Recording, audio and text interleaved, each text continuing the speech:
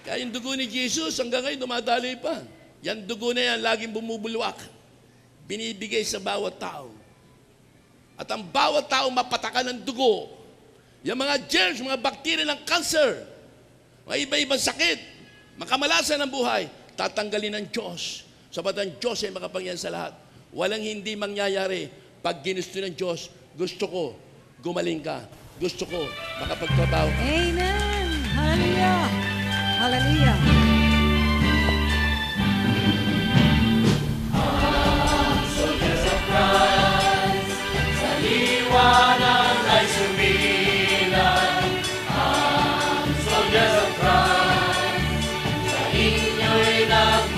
Hallelujah! Hallelujah. Hallelujah! Hallelujah. Hallelujah! Hallelujah. Jesus! Jesus. Jesus! Jesus. Jesus! Jesus.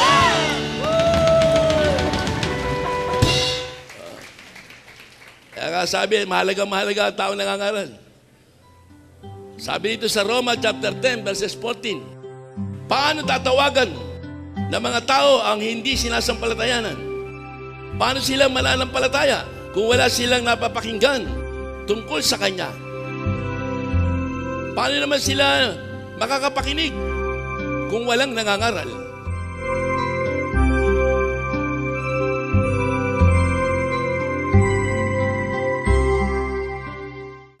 Palagpan natin sa talent Diyos. Praise the word of God. Hallelujah.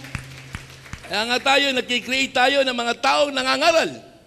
Nangangaral na epektibo, anak ng Diyos sa buhay. Kaya tayo, gagamitin lahat tayo ng mga ngaral. At maniwala kayo, maraming maliligtas. Yun ang gusto ng Diyos, kailangan may nangangaral. Paano nga makakapakinig ang tao? Kung ang pupunta rin, hindi ka lugod-lugod kay Lord. Kung ang pupunta rin, nagsisimba lang. Pero hindi totoo. Diba, sisimba ka lang, tapos ito ugali mo, hindi ka nagbabago. Kailan nagsisimba ka na, pero binibigay mo ang araw ng Diyos sa buhay. Tingnan niyo bandang huli. Nagsimba ka na, bandang huli, binigay mo buong araw ng linggo kay Lord, pagpapala, dating sa inyo, at kayo magkakaroon ng power, kapangyarihan mula sa langit. Hallelujah. Amen, hallelujah, no? Kaya nga tingnan sila mga iba rito.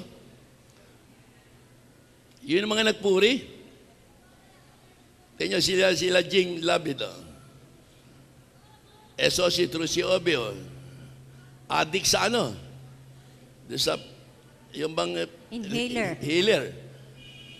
Tapos bandang huli yun, nakikinig sa radio. Tsaka RB. Ipinapatong po yung kanyang kamay. Tsaka inhaler, pinapatong niya rin sa ano. Bandang huli, dumating ang oras. Taka na lang siya, gumaling siya. Ano meron sa radyo? Kaya nga, papalat tayo. Tayo lang meron yan. Hello? Hi. Ang iba sabi, sira na ba ulo ni Brother Ting? May radyo-radyo pa. May pinapatong pa kamay. Wala akong magagawa. Bigay yun ng Diyos. Tinuro sa atin at pinatunayan ng maraming tao na pinagaling ng Diyos sa buhay na totoo ang radio program ng Soldier Prize. Marami ang kumagaling. Sana kung walang kumagaling, okay. Amen. Ang dami. Amen. Galing sa Bisaya, 3 anak niya.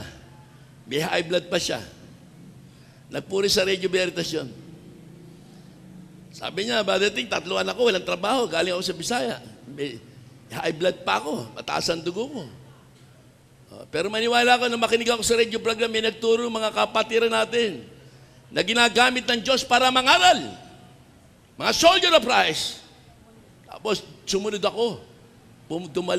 Dumating ako rito, tapos nakinig ako sa radio. Maniwala kayo. Yung anak na walang trabaho, 3.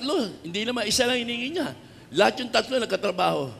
At yung high blood niya, pinagaling ng Diyos sa buhay. To the power Praise of the Holy Spirit. Lord. Hallelujah. Paano ka hindi maniniwala? Kaya nga kayo, gamitin niyo po ang radio program. Wala na kayo rito, nangangaral pa ang salita ng Diyos sa buhay ang radio program ng Soldier Prize. Wala na kayo. Ano gagawin niyo? Tutulog na kayo. Saan na kayo pumupunta? Ang radio program, pagdating na alas 4, tsak na magsasalita yan. Araw-araw yan, Lunes hanggang Biyernes. Tapos yung Martes, Radio Veritas naman. Biro nyo radio program, wala kayong gagawin. Bibigyan nyo lang sa taong mga mahal nyo sa buhay. Anak, makinig ka, wala kang trabaho. Anak, may sakit ka, gamitin mo radio program Solid Price at pagagalingin ka ng Diyos sa buhay sapagat siya ang Diyos sa buhay na makapangyarihan sa lahat. Praise the Lord. Hallelujah.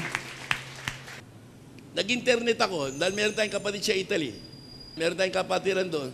Sabi ko, magtayo tayo ng prayer meeting dyan, ha? Ipunin mo yung mga may sakit. Ha? Pagkatapos magpe-pray over tayo. Damahin nyo muna ngayon, kayong dalawa yung naroon. Lahat lang nagpe-pray over kami, tinatapos na pray over. Ano na dama mo, sister? Sabi niya, bad thing, talagang hindi ako makapaniwala. Mainit at malamig, pumapasok sa katawan ko, hindi ko alam saan galing yun. Alam niyo ba kung ano yung mainit malamig? Yan po yung dugo at tubig ni Jesus na binibigay sa lahat ng tao. Amen. Hallelujah.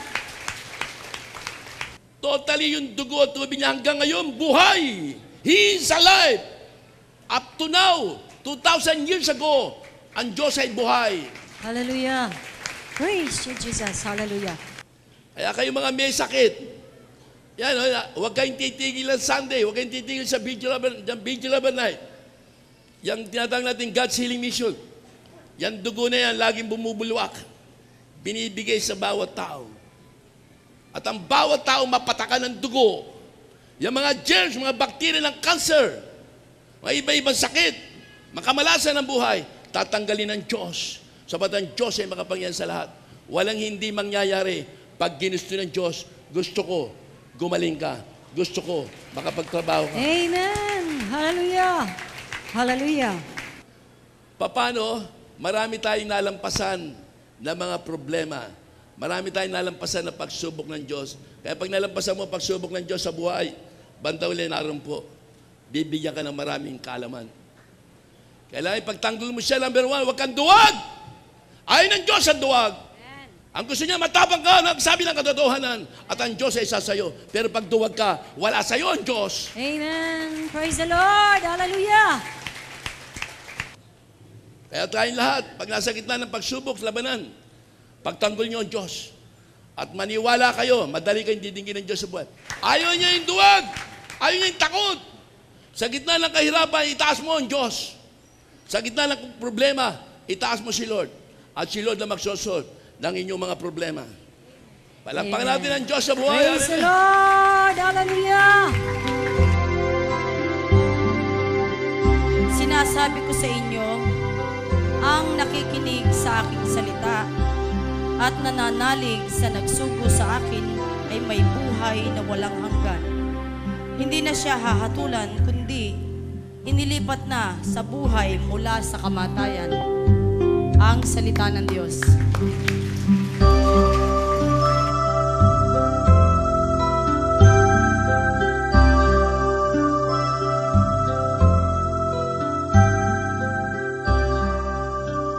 Yung pananalig, given. Faith is given.